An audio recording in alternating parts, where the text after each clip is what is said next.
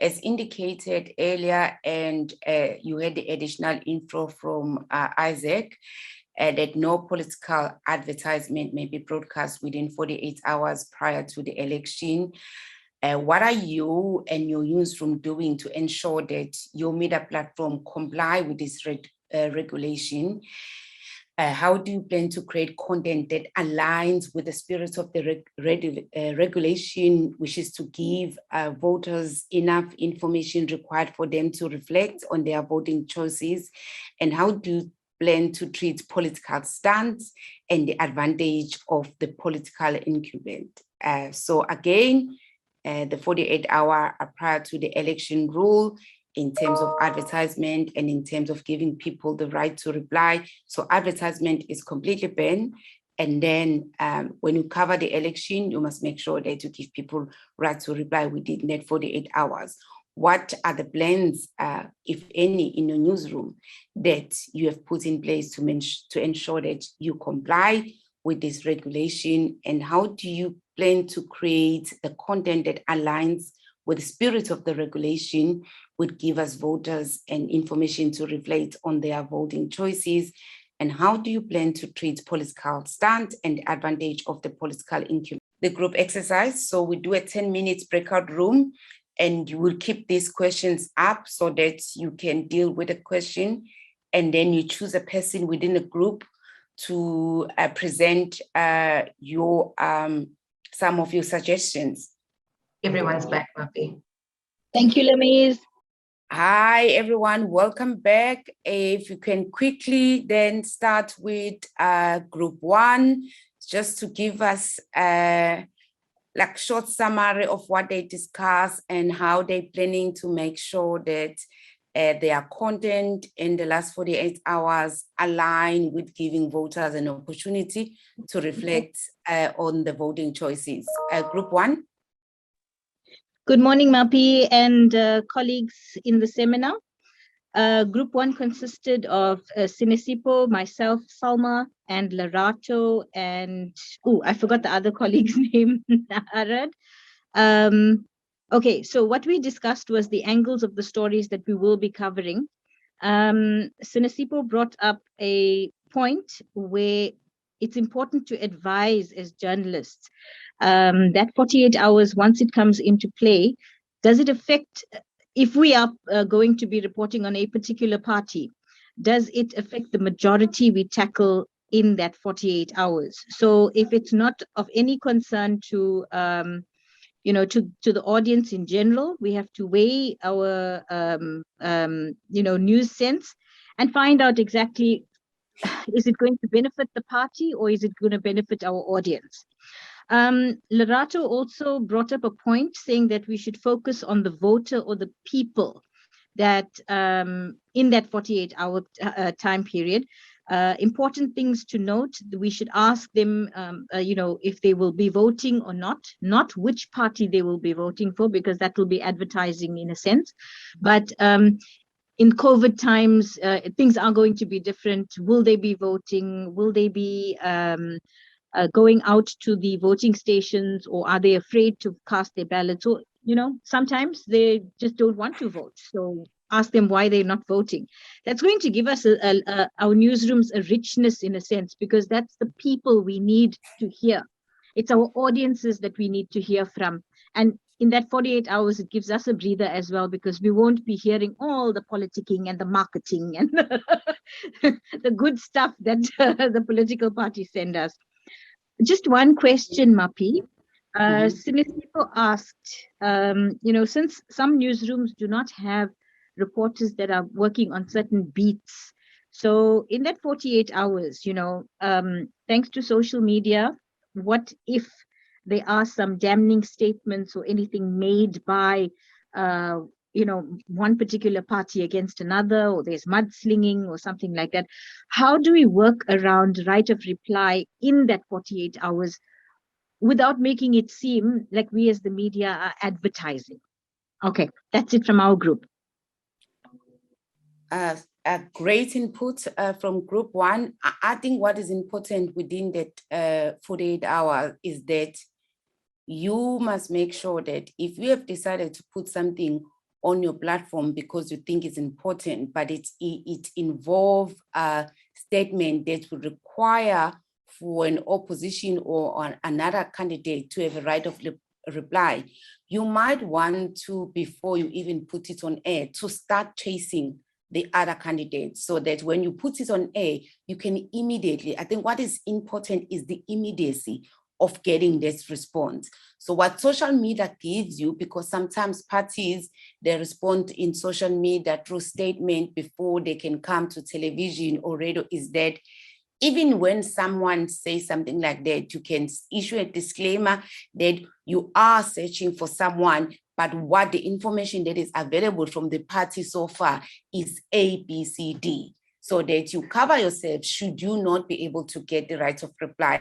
You might be seen that you were fair enough to couch whatever was said with what the party that was accused of having done something had said in the past about that particular thing. As you were talking about the certain decision that you as editors, as reporters need to make in that last 48 hours, a thought came into my mind. What if one independent candidate come and say, I've received threats to kill me, or someone has tried to kill me? How do you deal with that? It's something that you must think about, because there are a lot of stunts and antics that people are going to put in place just to make sure that they get coverage and put themselves in good light. Let's give, while we're thinking about that question, let's give group 2 an opportunity to give us feedback. Group 2.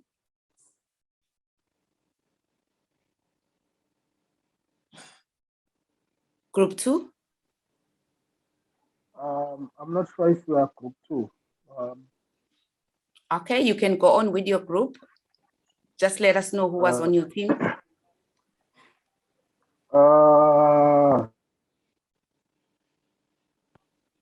If you can't recall, it's good enough. Just let's hear your ideas and your insights. Okay, so we spoke about the need. There's still a need to ramp up training or get more information in terms of IEC regulations and election coverage. Also, I also made an example of how we texting where I work for Soweto Urban. Okay, so you are becoming a little bit softer. If you can speak loudly and closer to your. Okay, so we spoke about having a content plan, especially for the importance of having a content plan, especially for community media. Making an example with us. Speak closer to your to your device. Please speak closer to your device. You're too soft. Okay. I'm not sure if hello. You're audible now.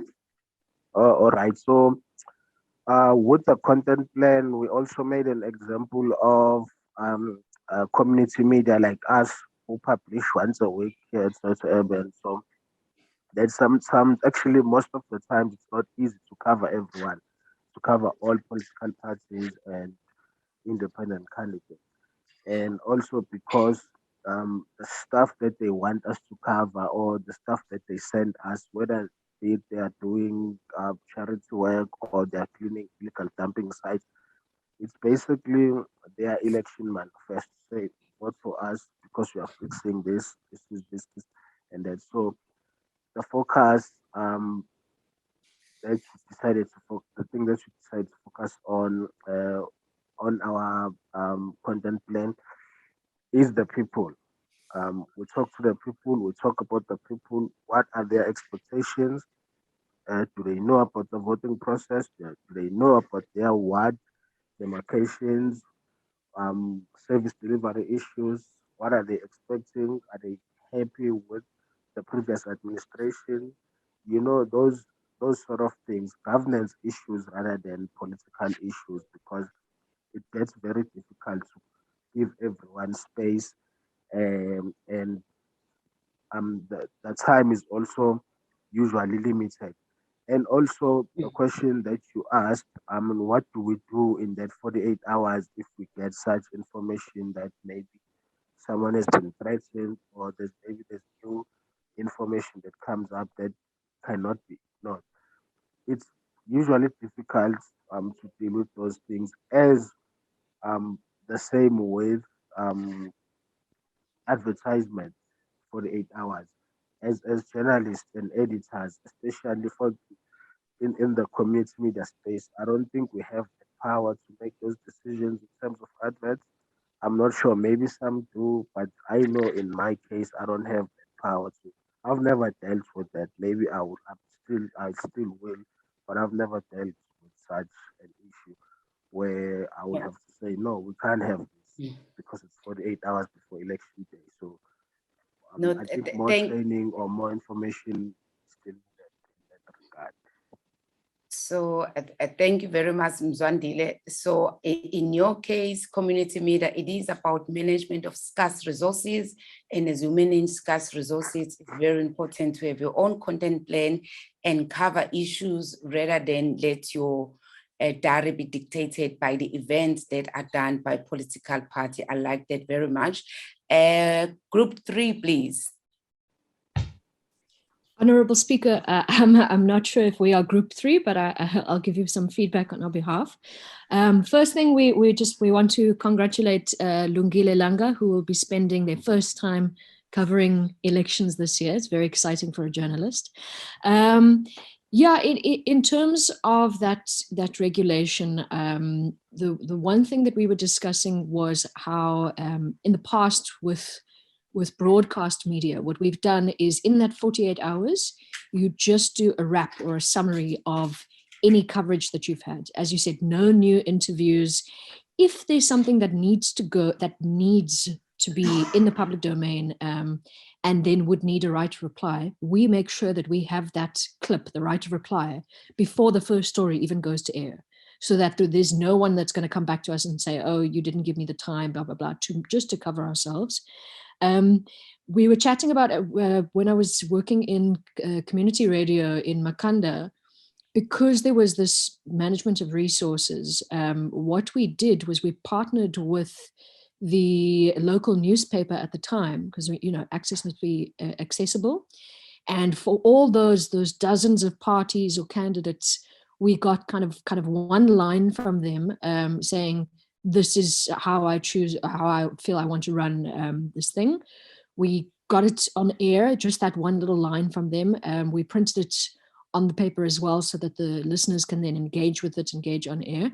But then also Hopewell was telling us about an idea from a station in Mpumalanga, where apparently they went and gave every party, every candidate, 60 seconds, just 60 seconds before that 48-hour thing. So then you've got that content and you can rehash that. But yeah, before the 48-hour time, you get 60 seconds from every one of them going, this is what I would do, this is my mandate. And then you can say, I've given equal and fair coverage. Yeah. Thank you, Saya. I think it's clear the big thing is content planning and being intentional with your coverage is what you're going to do, and not allowing yourself to be dictated to by the political parties as what you plan to broadcast for your different audiences. The last group. I think that's room 4 with Adele and Patricia. Room 4.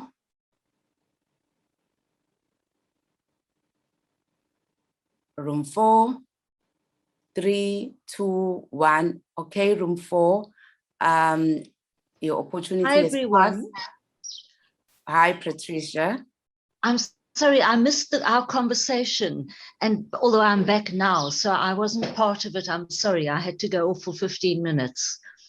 Okay, thank you, Patricia. We now at 11:30, which is supposed to be our cutoff time. Thank you very much for participating. Before I hand over to Hopewell to close, just a reminder, a quick run through We really did the international framework, look at the law that South Africa has ratified, that is binding to South Africa in terms of how, as government, as parties behave. And then we looked at the regulatory framework for online and print, which is the press code. And we looked at the way that people can complain if they're not happy with the work that is done through the ombudsman. And we looked at a specific electoral code around the print and broadcast media. And one of the things that I might have not mentioned that I think is important, and you must always remember, is that parties, once there's going to be an event at IEC where parties will be signing a pledge to protect the media and give you right to access. So if any party throws you out of the press conference, you have a right to complain because that is binding. And if parties behave, harass journalists, or threaten journalists during this time of election, you as journalists, you must make sure that you flag that with SANEF so that SANEF can follow right process, because parties, when they sign their pledge, it make them, they can actually be penalized if they treat you in any way opposite to what they pledged to treat you. So it's going to be very important for you that you know that laws, because we know there are bullies, particularly in some of the small community players that might want to bully community media. You have a right to flag those incidents with SANEF so that SANEF can flag those incidents with IEC, and IEC can do the right thing. Over to you, Hopewell. Hi, colleagues. Thank you so much. Mine is just to thank you for your participation. So I'm not going to even take more than 60 seconds. And the point is, though, that we wish that whatever we have put together, that you use it, you visit our website for the elections, and make sure that you utilize the tools that you have put together for all of you. But also on the 14th of September, we are going to be having another session which is now looking at misinformation and disinformation during elections. I have no doubt that you'd be interested to know how we have put together that session, and for you, and it'll be very informative. We are hoping that you would also send us your emails, giving us input as to what kind of topics that we can still put together for you. If there are questions unanswered, please make sure that you send it to us. We wish to really make sure that we cover your content or your needs as much as possible. I think that's all for me. Please do sign up. We will be sending these emails for you for the 14th September webinar, starting from tomorrow. And do share it with your colleagues, please, as much as possible, so that they also participate and they get to know. If you've missed any, go to our website, click, and you might listen and get some more ideas as to how you could run the newsroom, or with your colleagues, share information and cover the elections. Thank you so much. Mary? Thanks so much, Hopewell, and thanks to everybody. Mapi, thanks to you for a brilliant and interactive session. And to colleagues, please, as Mapi mentioned, if there are any questions, please go onto the SANEF portal, look through it. The first webinar will give you a lot of information on what you needed. And if you have any questions, pop an email to the SANEF office. Thanks so much. Thank you, Hopewell. Thanks, Mapi. Thanks to the team at Oxygen. Much appreciated. And we'll see you all next week.